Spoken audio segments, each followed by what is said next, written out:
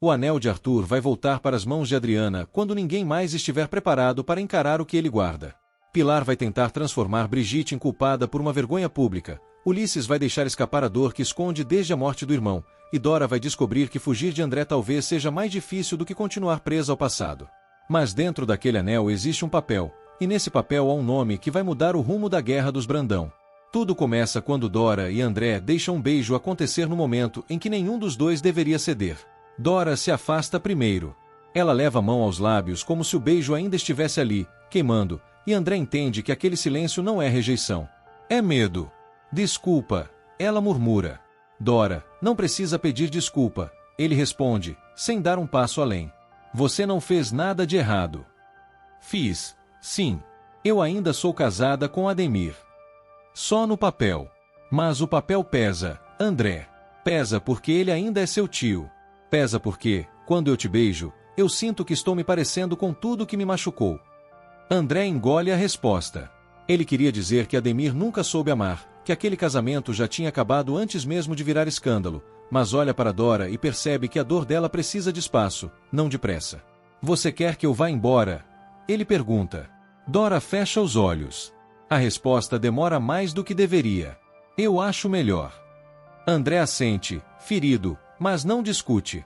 Antes de sair, ele deixa a promessa no ar. Toma o seu tempo. Eu vou continuar aqui.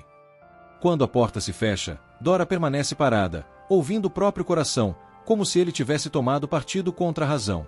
Enquanto Dora tenta convencer a si mesma de que fez o certo, Ulisses está diante de Liris em uma pizzaria simples, longe dos restaurantes onde alguém poderia reconhecer um Brandão. Ele escolhe cada palavra com cuidado, mas Liris sabe exatamente onde tocar. Você e seus irmãos eram próximos? Ela pergunta, fingindo curiosidade leve. Ulisses sorri sem alegria. Minha relação com eles sempre foi complicada. Ser o filho do meio nunca foi simples. O mais velho vira exemplo, o mais novo vira protegido, e o do meio aprende a se virar. Mas Arthur te apoiava, não apoiava. O nome de Arthur muda tudo. Ulisses abaixa o olhar para o prato, e Liris percebe que existe saudade ali, mas também uma cicatriz antiga. Arthur me ajudou muitas vezes, ele afirma. Mesmo quando eu me afundava no jogo, ele apareceu. Só que depois eu me decepcionei com ele. Que tipo de decepção? Ulisses segura o guardanapo com força. Nada. Melhor a gente comer antes que esfrie. Liris sorri, mas por dentro grava cada detalhe. A palavra jogo, a palavra decepção, o modo como ele fugiu do assunto. Aquilo não era uma confissão completa, mas era a primeira rachadura. No dia seguinte, ela conta tudo a Adriana. Nancy escuta e se preocupa. Às vezes eu acho que essa sua obsessão com os Brandão pode acabar mal, Nancy comenta.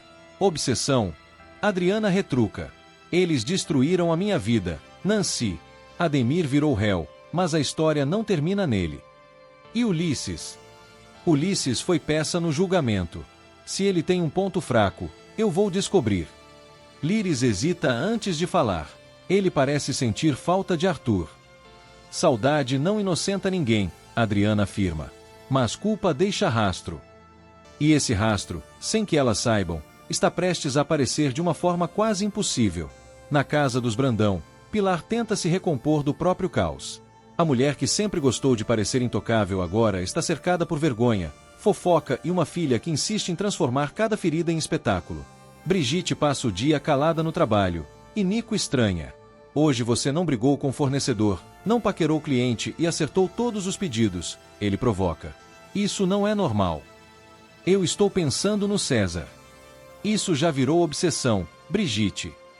Ele me trata como uma rainha. Ele te expulsou da casa dele. Para me defender daquela mulher agressiva. Nico respira fundo. Você enxerga as coisas como quer, não como elas são. Brigitte não aceita. Para ela, César é paixão, Bia é inimiga, e Pilar é uma mãe incapaz de entendê-la. Então Nico, tentando mostrar que a mãe não é tão careta quanto ela imagina, comete o erro de abrir um vídeo. Na tela, Yuri aparece de sunga, se exibindo para Pilar. Edvaldo filmou a cena. Brigitte arregala os olhos, primeiro em choque, depois com um brilho perigoso. Isso aconteceu mesmo. Aconteceu, Nico responde. Mas é segredo. Segredo, ela repete, já sorrindo. Claro. Esse vídeo, que deveria morrer ali, vira a arma perfeita para uma filha ressentida. Do outro lado da cidade, César conversa com Bia sobre o convite inesperado de Pilar. A mãe de Brigitte quer encontrá-la, pedir desculpas, falar sobre limites. César pede calma. Mede as palavras com Pilar. Eu vou tranquila, Bia garante. Mas se eu cruzar com Brigitte, aí eu não respondo por mim. No encontro, Pilar recebe Bia com uma gentileza quase teatral. Ela diz que Brigitte passou de todos os limites. Diz que ninguém na clínica quer mais vê-la. Diz que, se Ingrid tivesse sido exposta como a filha de Bia foi, ela mesma teria reagido pior. Bia se surpreende. Eu achei que você fosse passar pano por ser sua filha. Jamais, Pilar responde. Eu sou uma pessoa justa. Mas Brigitte escuta o bastante para transformar desculpa em guerra. Já terminaram o linchamento verbal ao meu respeito, ela dispara, entrando na sala. Porque eu também tenho verdade sobre vocês duas. Bia se levanta. Se eu soubesse que ia olhar para sua cara, não teria vindo. Que pena! Eu queria ver de perto essa amizade linda entre duas mães que abandonam os próprios filhos quando convém. Lava sua boca! Bia grita. Pilar tenta segurar a situação, mas não consegue controlar nem a filha nem a própria vergonha. Você vai pedir desculpas agora, Brigitte. Nem que a minha vida dependesse disso. A frase corta Pilar como uma lâmina. Brigitte sai sem baixar a cabeça, e Pilar fica diante de Bia tentando juntar os pedaços de uma autoridade que já não convence ninguém. Enquanto isso, uma linha antiga do passado começa a se mexer. Tunico reúne a família porque Francesca voltou a aparecer para ele. Ninguém sabe se deve acreditar, mas todos escutam quando ele fala do anel de Arthur. Ela me disse que o anel não sumiu, Tunico afirma. Ele está no apartamento dele. Francesca falou de Arthur. Adriana pergunta, assustada. Falou. E disse que o valor desse anel é muito maior do que o preço de uma joia. Ele vale o desejo de Arthur. A cozinha fica muda. O desejo de Arthur. Alguém repete. Tunico assente, com os olhos marejados. Foi assim que ela disse. Adriana não perde tempo. Liga para Bia e pede que revire o apartamento. Cada gaveta, cada canto, cada caixa esquecida. O anel não é apenas uma lembrança. É uma possível chave. Eu não consigo explicar tudo agora, Adriana avisa. Mas se existe uma chance de esse anel estar aí, a gente precisa encontrar. E quando Yuri fica sabendo, decide agir por conta própria. Na mansão, a casa parece finalmente respirar. Pilar saiu com Bia. Rosa está fora. Diná foi ao médico. Edivaldo sonha com um cochilo raro no meio do expediente, e Yuri percebe a oportunidade. Ele entra no quarto de Diná como quem atravessa uma fronteira perigosa. Gaveta por gaveta. Caixa por caixa. Ele procura sem fazer barulho, mas o medo deixa as mãos inquietas. Quando encontra o anel, fica imóvel por um segundo. Achei, sussurra. Então Edivaldo aparece na porta. O que você está fazendo aqui no quarto da Diná? Yuri esconde a mão. Eu não posso te contar. Preciso que você mantenha segredo. Segredo? Eu vou contar para todo mundo que você aproveitou a casa vazia para fuçar nas coisas dela. Edivaldo, me escuta. O que você tem na mão? Yuri tenta escapar, mas Edivaldo vê o brilho. O anel do Dr. Arthur. A suspeita que Edivaldo sempre disfarçou explode. Eu sabia. Sempre desconfiei desse seu jeito entrão, abusado, com esse gato tatuado na cabeça. É um gato, e se chama Fiel. Não muda nada. Quem garante que você não é bandido disfarçado de segurança? Yuri percebe que não há saída. Se mentir, perde o anel. Se falar, coloca a Adriana em risco.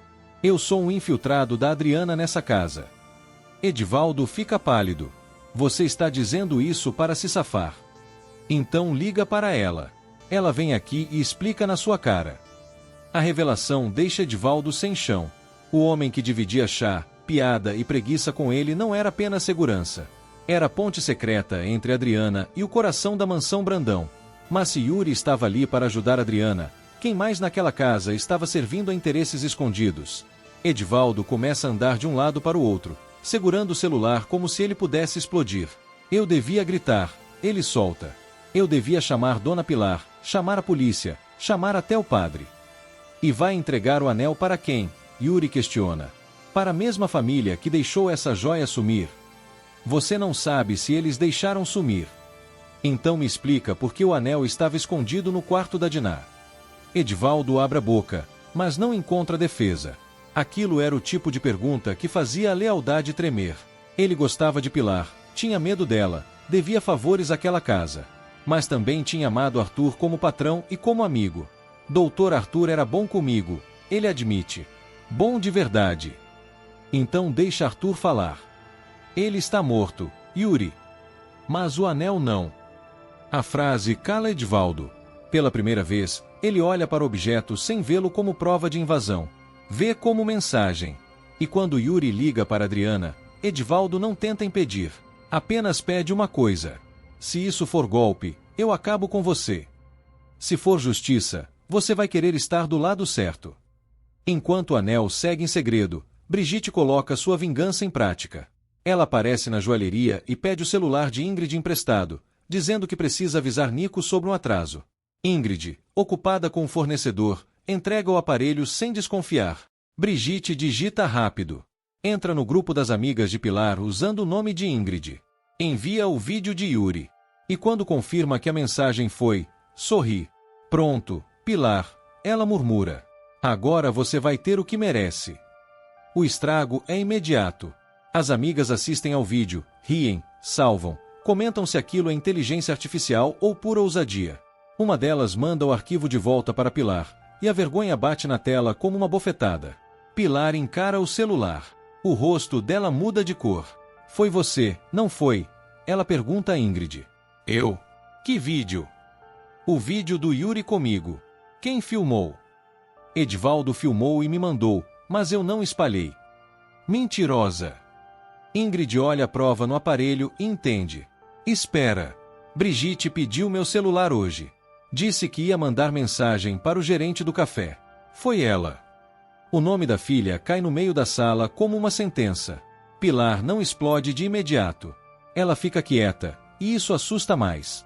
Porque quando Pilar silencia, ela começa a calcular. No apartamento, Adriana chega pela garagem com Yuri. Bia está tensa. Edivaldo tenta entender se deve confiar naquele segredo ou fugir antes que Pilar volte. O anel está sobre a mesa, pequeno demais para carregar tanto peso. É o anel dele, Edivaldo confirma. Arthur não tirava isso do dedo. Adriana se aproxima devagar. Tunico disse que esse anel guardava um desejo de Arthur. Eu me lembro de uma coisa, Edivaldo comenta. Acho que esse tipo de anel abre. Antigamente chamavam de anel de veneno. Yuri pega uma ferramenta fina. Bia prende a respiração. Adriana não pisca. O metal resiste, como se também guardasse lealdade ao morto. Então uma pequena tampa se solta. Abriu. Yuri sussurra. Dali sai um papel dobrado. O tempo parece parar antes de Adriana ver o próprio nome. Adriana de Moraes Brandão. Ela lê, com a voz falhando. Não é uma carta longa. São números. Uma sequência dividida, quase fria, mas o começo dela aponta para um código bancário. Yuri pesquisa. Bia compara. Edivaldo confirma o que consegue lembrar. O banco é esse, Yuri diz. Os primeiros números formam o código. E o resto? Bia pergunta. Adriana aperta o papel contra o peito.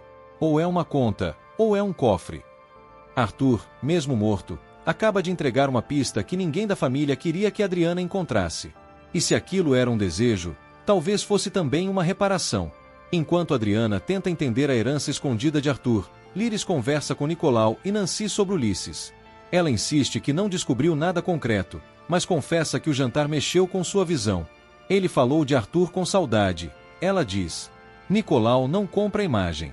Essa gente vivia sugando Arthur por dinheiro. Eu sei. Só que teve uma hora em que ele pareceu magoado de verdade. Nancy observa a amiga. Você está se aproximando dele de verdade? Não viaja, Liris retruca. Mas a resposta sai rápida demais. A missão de Adriana era se aproximar de Ulisses para encontrar uma fraqueza. O perigo é que, no meio do caminho, Liris começa a enxergar um homem onde deveria enxergar apenas um inimigo. Nicolau percebe a hesitação da irmã e não deixa passar. Liris, olha para mim. Ulisses não é só um homem triste em uma petiçaria. Ele é Brandão. E ser brandão já basta para condenar alguém. No caso deles, quase sempre. Nancy toca o braço de Liris. Você pode sentir pena sem esquecer o que veio fazer. Liris baixa os olhos. Ela lembra de Ulisses falando como filho do meio, lembra da voz dele ao mencionar Arthur, lembra da vergonha quando admitiu o jogo. Não parecia teatro. Parecia confissão interrompida. Eu não vou esquecer, ela garante. Mas se ele tiver uma verdade que também machuca ele, talvez seja essa verdade que derrube a mentira maior. Nicolau suspira. Só não deixa ele derrubar você primeiro. Essa advertência fica com Liris como um alarme. Porque, em toda investigação, existe um momento em que o disfarce começa a morder quem está usando. André também está preso em uma linha perigosa. Ele conta a Pedro que beijou Dora e que está completamente apaixonado. Eu quero cuidar dela, André confessa. Quero assumir o que sinto, mas ela recua. Pedro não debocha. Ele conhece a dor de Dora e entende o peso daquele nome, Ademir. Ela se sente traída pelo marido e pela amiga. Agora está tentando confiar em alguém. Você precisa ter calma. Eu vou continuar ali. Como amigo. Pedro levanta uma sobrancelha. Mesmo. André não consegue mentir. Eu não quero ser amigo. O problema é que Dora também não quer apenas amizade. Ela só não sabe como permitir que uma coisa boa entre em uma vida que ainda parece legalmente presa a um homem que a destruiu. Mais tarde, Dora fica sozinha com uma xícara intocada na mesa. O perfume de André ainda parece preso ao ar, e isso a irrita, porque memória não deveria ter cheiro. Ela pega o celular, abre a conversa dele, digita uma frase e apaga. Eu não posso chamar, sussurra para si mesma. Mas a mão não obedece. Ela digita de novo. Você chegou bem. Antes de enviar, trava. A pergunta é simples demais para carregar tudo o que ela sente. Se ele responder, ela vai querer continuar. Se não responder, vai sentir falta. Dora bloqueia a tela e se levanta, mas o aparelho vibra mesmo assim. É uma mensagem de André. Não vou insistir. Só queria que você soubesse que eu entendi. Dora lê uma vez. Depois outra. O respeito dele a desarma mais do que qualquer declaração. Você não entende, ela responde, finalmente. Se entendesse, iria embora de verdade. A resposta vem rápido. Eu entendo que você está com medo. E entendo que amor nenhum presta se vir à pressão. Dora sente os olhos arderem. Ela queria odiar aquela delicadeza, porque seria mais fácil recusar alguém que cobrasse, invadisse ou exigisse. Mas André não cobra. Ele fica. E ficar, naquele momento, parece mais perigoso do que partir. Boa noite, André. Boa noite, Dora. Ela deixa o celular sobre a mesa e encosta a testa na parede. O casamento com Ademir ainda existe no papel, mas o coração já começou a assinar outro destino. E essa assinatura invisível assusta mais do que qualquer documento. Na mansão, Pilar chama Yuri e Edivaldo. Ela já sabe do vídeo. Ela sabe que Edivaldo filmou, que Ingrid viu, que Brigitte espalhou. Mas antes de punir, ela quer ouvir a desculpa. Você agora é cineasta, Edivaldo? Pilar pergunta, doce demais para ser calma. Está cobrando ingresso.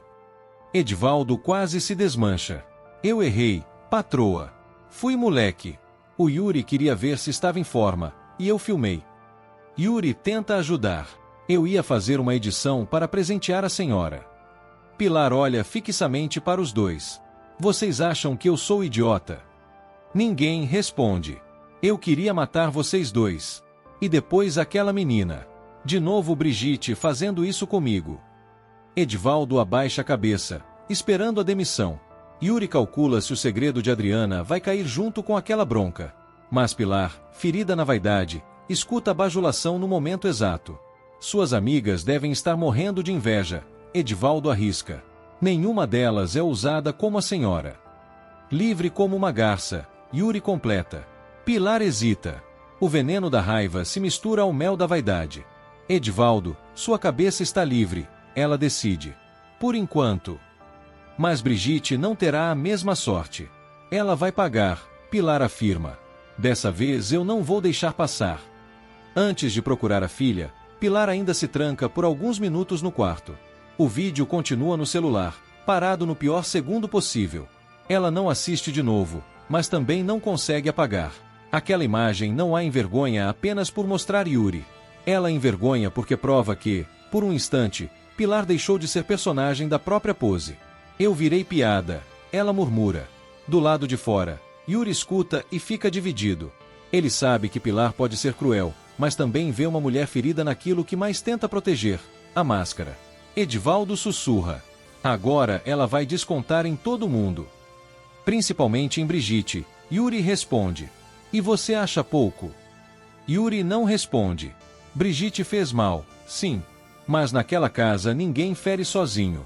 Cada ataque nasce de outro ataque antigo, e cada humilhação encontra uma desculpa para virar punição. Pilar reaparece com o rosto recomposto. A voz está baixa, quase elegante. Chamem o motorista. Quero que todos saibam onde Brigitte está. Para quê, patroa? Edivaldo pergunta, antes de se arrepender. Porque uma pessoa só aprende que perdeu um lugar quando tenta voltar para ele. Do outro lado, Adriana segura o papel do anel como se segurasse a voz de Arthur. Ela sabe que não pode criar falsas esperanças outra vez. Já se enganou antes. Já acreditou em pistas que viraram fumaça. Por isso decide buscar algo concreto. O nome que surge agora é Dalto de Assis, um perito criminal morto anos atrás. No meio jurídico, corre a fofoca de que a morte dele talvez não tenha sido natural. Pode ter sido queima de arquivo. Alguém explica. O que isso quer dizer? Perguntam. Quer dizer que, se Dalto sabia demais, alguém pode ter garantido que ele nunca falasse. E se Arthur guardou números dentro de um anel, talvez também soubesse que documentos comuns podiam desaparecer. Adriana encara Bia. Eu não vou contar isso para todo mundo ainda. Não antes de ter certeza. Você acha que Arthur deixou algo para você? Eu acho que Arthur tentou dizer a verdade de algum jeito. O papel não responde, mas aponta. Um banco. Uma sequência. Talvez uma conta. Talvez um cofre. Talvez o começo da prova que pode ligar uma injustiça antiga a uma morte suspeita. Adriana decide ir devagar, mas a própria respiração trai a pressa. Ela senta, copia os números em outro papel e pede que Yuri esconda o original. Se alguém pegar isso de mim, a pista morre de novo. Eu guardo, Yuri afirma. Não. Você já se arriscou demais. Bia intervém. Então divide. Uma pessoa fica com o anel, outra com o papel, outra com a cópia. Edivaldo levanta a mão, sem graça. Eu posso ficar com a cópia. Adriana olha para ele, desconfiada. Você trabalha para Pilar. Eu trabalhava para Arthur antes de trabalhar para Pilar. Ninguém espera aquela resposta. Edivaldo endireita os ombros, como se estivesse recuperando uma parte esquecida de si. Se Dr. Arthur escondeu seu nome aí, Dona Adriana, ele queria que isso chegasse até a senhora. Eu posso ser medroso, mas não sou traidor de morto. A frase pesa. Bia entrega a cópia para ele. Então guarda como se fosse sua vida. Do jeito que Dona Pilar está hoje, talvez seja mesmo. E é justamente quando Adriana tenta manter segredo que Pilar decide tornar sua vingança doméstica pública. Brigitte entra em casa como se nada tivesse acontecido. Ainda carrega no rosto a soberba de quem acredita que humilhar a mãe foi um ato de justiça. Pilar aparece no caminho. O que quer dizer que você não mora mais aqui, Brigitte? Brigitte trava por um segundo, depois ergue o queixo. Você não pode definir se eu posso entrar na minha casa. Posso, sim. Depois de você divulgar um vídeo íntimo meu para minhas amigas e achar que não haveria consequência. Eu apenas mostrei quem você é. Não. Você mostrou quem você se tornou. Pilar não grita. E por isso Brigitte entende que a ameaça é real. A mãe que sempre fazia escândalo agora fala como alguém que já escolheu a punição. Dá licença. Brigitte tenta passar. Pilar segura o braço dela. Você vai aprender que toda vergonha tem preço. Nesse instante, a guerra entre mãe e filha deixa de ser só uma sucessão de ataques cruéis. Vira expulsão, perda de privilégio, rompimento. Brigitte pode rir do mundo inteiro, mas a palavra casa é a primeira que a faz perder a cor. E enquanto ela tenta defender o próprio lugar, Adriana está diante da pista que pode tirar os Brandão do lugar deles. Se isso for um cofre, Yuri comenta, Arthur pode ter deixado documentos. Ou dinheiro, Bia completa. Não é dinheiro que eu quero, Adriana responde. Eu quero a verdade. Edivaldo olha para o anel e faz o sinal da cruz. Arthur, meu amigo, que seu desejo seja realizado. A frase fica suspensa no ar, porque, naquele momento, todos entendem que o desejo de Arthur talvez não fosse enriquecer ninguém. Talvez fosse devolver a Adriana o que lhe tiraram: nome, dignidade e futuro. Bia, que viu de perto o sofrimento de Adriana, se aproxima da janela para controlar as lágrimas. Ela também carrega culpa. Culpa por ter desconfiado tarde, por ter brigado com quem não merecia, por ter entrado naquela guerra quando a filha já tinha sido machucada demais. Se esse cofre existir, ela diz, talvez tenha prova contra muita gente. Talvez tenha prova contra quem a gente nem imagina, Yuri completa. Adriana guarda silêncio. O nome de Dalto de Assis ainda ecoa. Um perito criminal morto, uma fofoca de queima de arquivo, um anel de Arthur com números escondidos. As peças não formam desenho inteiro, mas já formam medo. Eu preciso falar com alguém do banco. Ela decide. Agora? Bia pergunta. Não. Agora seria desespero. Amanhã cedo, com calma, com documento, com advogado se precisar. Edivaldo faz uma careta. Com advogado bom, né? Porque quando Brandão sente cheiro de perigo, compra metade da cidade. Dessa vez eles não vão comprar a verdade antes de mim. A determinação de Adriana acende o apartamento. Ninguém comemora, porque ainda não há vitória. Mas pela primeira vez a pista não é boato, não é sonho, não é intuição.